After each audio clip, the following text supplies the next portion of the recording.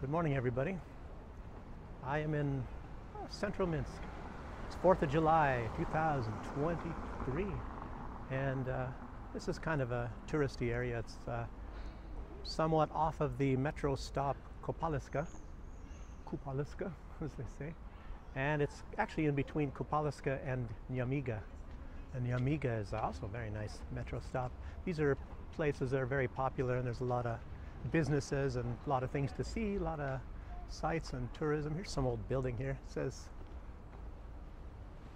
something up there, CCCP and BCCP, Belarusian Soviet Socialist Republic.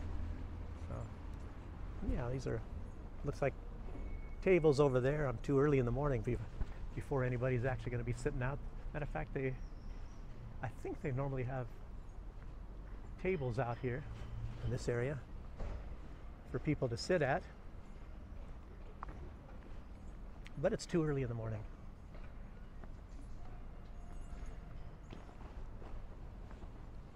Look, who's that guy?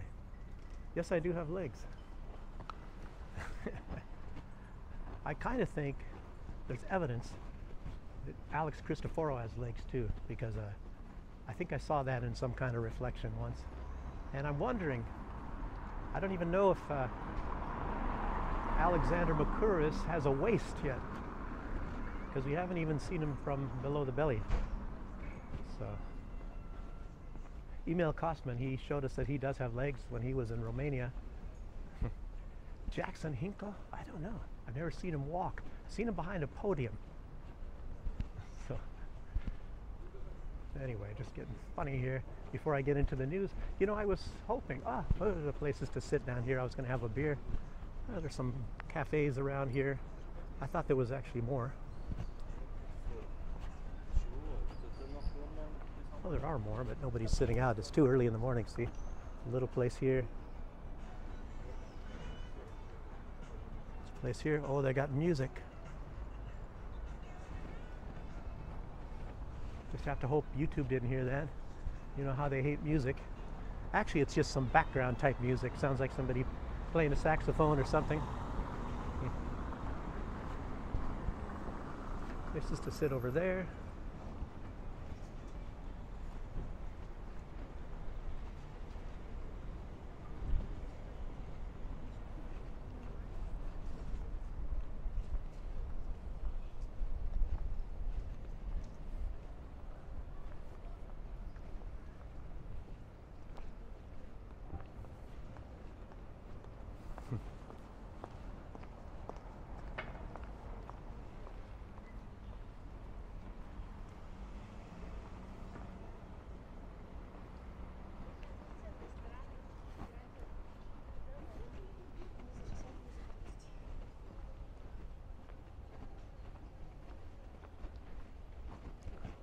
Leffy. I wonder if they have the good Leffy beer. Leffy from Belgium.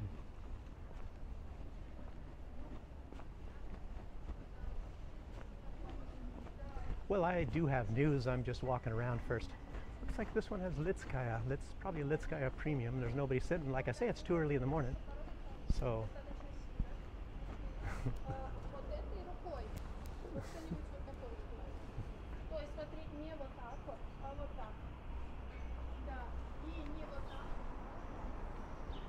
Looks like somebody doing a photo shoot there.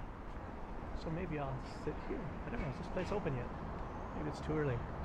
Actually, I'm coming to this area called Nyamiga, the stop. So I should maybe just walk around there. I should be talking about news, shouldn't I? I don't know if you guys are interested in all this.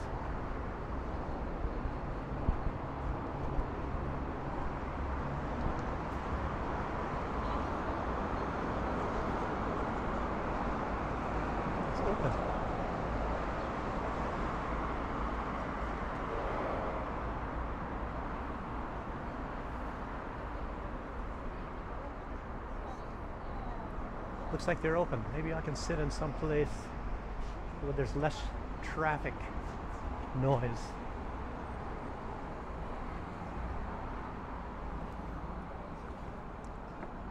I'll be right back.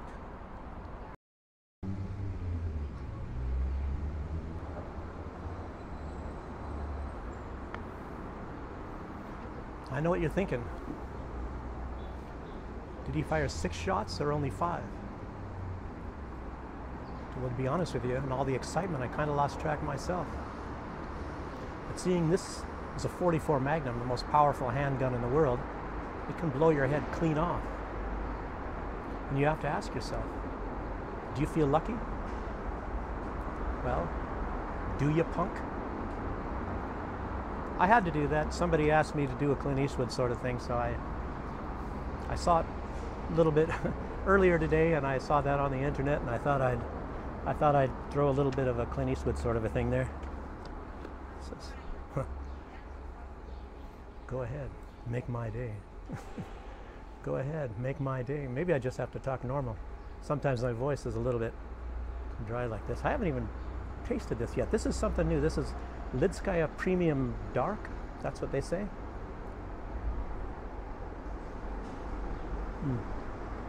Well, I like the light better, but this isn't bad. Sometimes you come across some dark beers that are really good. Anyway, I was going to talk about news since I'm sitting here now. First, you have to quench my thirst. Okay. Some of the breaking news, as you know, well, at least was this morning, and you probably have it now, and it's not breaking news anymore, is that there were drone attacks on Moscow today. Early this morning, it was about the time I got up. It seems like it might have been about an hour before that time. I was up maybe it was 5 o'clock or something this morning. So I'm an early riser. Actually, I got up. I seem to be getting up like about 5 minutes after 4 every day. Something to do with the sun coming through the windows, but yeah. Anyhow, also the Russian Foreign Intelligence Services say they have at least 2 pieces of evidence to support the claim that 2 groups in Syria are practicing to do chemical attacks in Syria, and of course to be blaming it on Assad. And you're hearing about that the United States is now using Kurdish, well, planning on at least using Kurdish jihadists to send to Ukraine because probably they're running out of people in Ukraine. Running out of soldiers, running out of bodies, running out of meat for the grinder. The meat grinder is very hungry. Gosh dang. This is some real sick stuff, as you know. But anyway, this SVR, which is the Russian Foreign Services, they have evidence, and this is going on in the Idlib province, and apparently, I don't know how much control the Syrian government has over Syria, but at least 1/3 of it is under control of the United States. And if you've seen any of these programs, I remember Jackson Hinkle was playing it a while ago, and there was people from the State Department of the US, and they're saying that they own 1/3 of Syria, and the rest of it is rubble, and they're going to make sure that it stays rubble. And they have the best part with the oil and the food production and everything, the United States. So what does that tell you? Some nice guys, just a bunch of nice guys. Beautiful garden, maybe. But anyhow, what are we doing else here? We got, yeah, it's jihadist groups. There's one, Haras al-Din, and the other one is called, and this one you're going to hear about a lot more in the future because this name is coming up very often. It's called the Turkestan Islamic Party. And I don't know if it comes from Turkmenistan, or at least the founding of it or not, or if it's in Syria. But the Haras al-Din is another one, and these are all CIA-controlled groups. That's said to be CIA-controlled groups. I'll tell you what. What about some of these other ones? This ISIS and all this other stuff. Who controls them? Where do they get their money? Makes you really wonder. They just all of a sudden have a bunch of money to get guns and pay all these people, support them, get food for them. Until they were getting the oil from Syria, pumping that out. Then Russia kind of put an end to that. As you know, as soon as that started, I don't even want to go into that. But also, more information. And you probably haven't heard this. I don't know. It seems like it's small information, but it's not. It has potential to be really something bad. But the United States, probably through the CIA, they've handed over missiles to jihadists, that have warheads loaded with toxic components. So anyway, everything is buzzing all over around Syria and all that. And of course, they're really ramping it up in Syria too right now. Anything, they're trying to ramp up anything that might cause harm to Russia. But this is mainly being done to sabotage the peace talks between Syria and Saudi Arabia and the whole peace process in the Middle East. If any of you have read the Project for a New American Century, the whole thing is to keep chaos in the Middle East. Matter of fact, it's like that in the whole rest of the world. To keep everybody fighting against each other, so that they won't seem to get the birds over there, get the wise idea to go against who the real enemy is, the ones who are doing the real harm. And you all know who that is. Gorgeous George has a part of that too. And anyway, the toxic components, where this was handed over, was in the area of Al-Tanf, which is the U.S. military base, the main U.S. military base. But of course, they have a lot of training camps also within Syria, where they're training jihadists. And where they're going to be using these jihadists, that's another question. A lot of it's going to probably be, a lot of them are going to be sent to Ukraine or any other hot spots that they can drum up somewhere to keep the world in chaos. What was it? All these theories. You got all these theories, and they even go way back to how they can establish their own order out of chaos. And another government in the Middle East that you guys know about, and of course now they're drumming up a lot of attacks against some, not just Muslims, I just say Palestinians, because what is it, 20% of the Palestinians are actually Christian, or even more so, just like those in Syria and Lebanon. Huge Christian populations there. And out of China, Li Shangfu, he's the leader of the military side of China. He's in charge of the military. I guess you call the Minister of Defense for China. He says that the military cooperation between Russia and China must and will increase. He said the relations will strengthen and move to a new level. And there's another part that I was also going to be talking about. It was, it's all over in Russian news, and there's a lot of people. It's talking about some sort of a big major event that's supposed to be happening on the 17th of July, and it has to do with Ukraine, and they're saying that there's going to be some sort of a massive sort of a, what do you call it, a provocation, they didn't even talk about what it would be. It could be this attack on this nuclear power plant. It could be when they launch all of their best forces into a counteroffensive at some point in time. But of course, the NATO meeting is supposed to be the 11th and the 12th in Vilnius. So and they're talking about the 17th, it's some magic date. And there was even an Afghani mathematician that seems to have been able to prove a lot of things mathematically. See, I'm just talking right now, I'm just saying what other people are saying. I don't know. And I didn't understand a lot of what was going on. There's like some former, I don't know if she's still alive, but it was a blind prophet or something talking about also maybe the July 17th, and talking about that Russia's going to be victorious and all this sort of thing. I think there's no way of telling anything, and I'll tell you what, when they're talking now about a lot of this nuclear stuff, everybody's talking about this provocation here on the Zaporozhye power plant and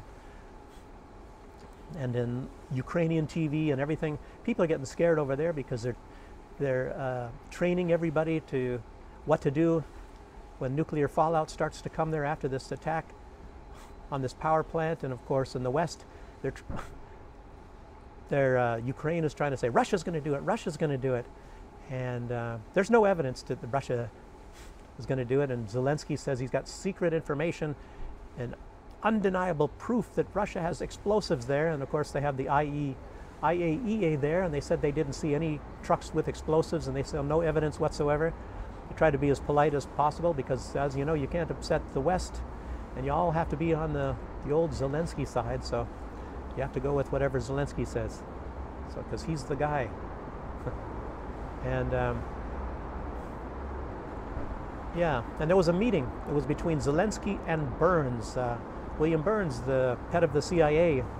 And of course, Zelensky is saying, yes, we're in constant contact all the time, and basically saying, you know, we work hand in glove with the CIA. Big surprise there, huh? And he says that they're very involved in the process there and what's going on in Ukraine. And everything that goes on is known about. He said that they tell the CIA everything.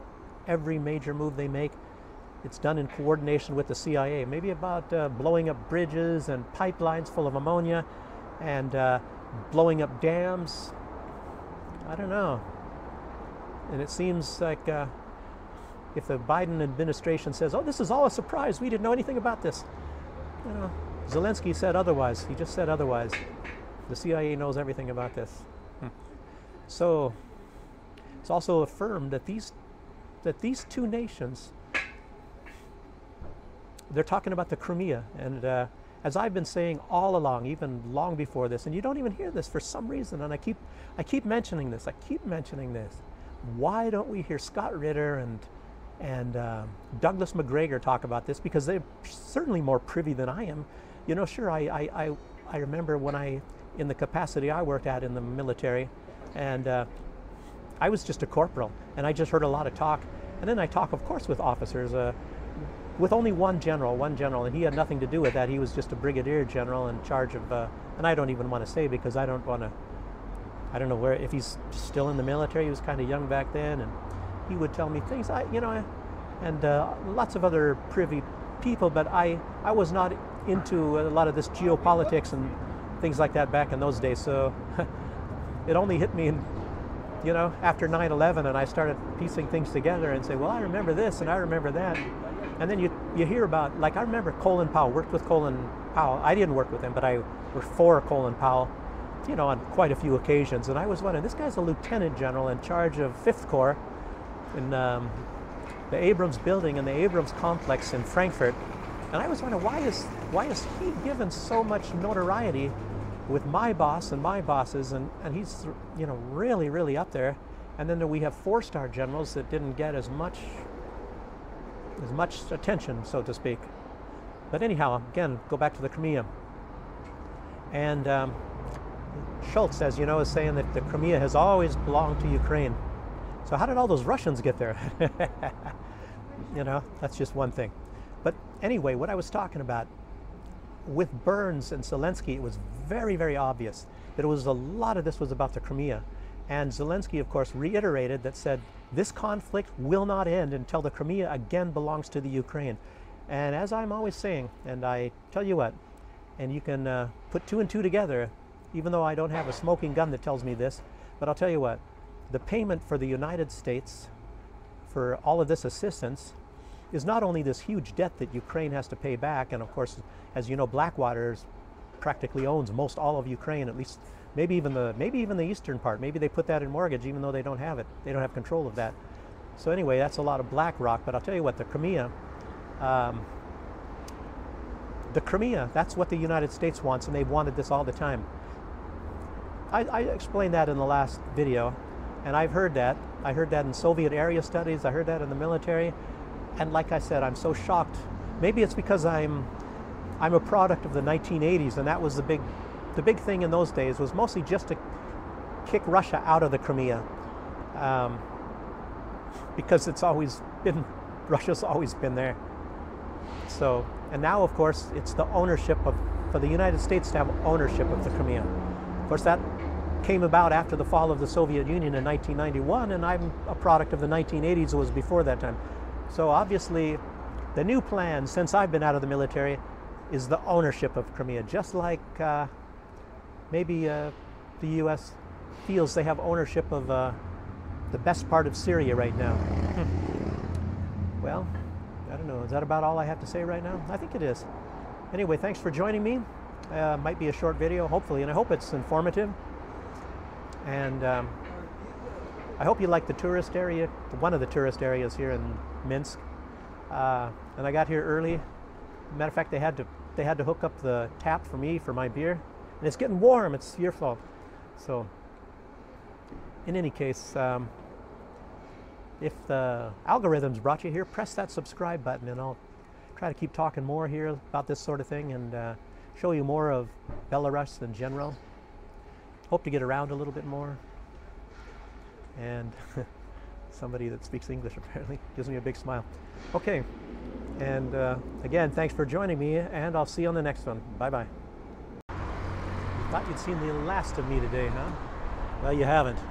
I'm going to show you still something else here. Can't time it when the light's going to change, but here we go.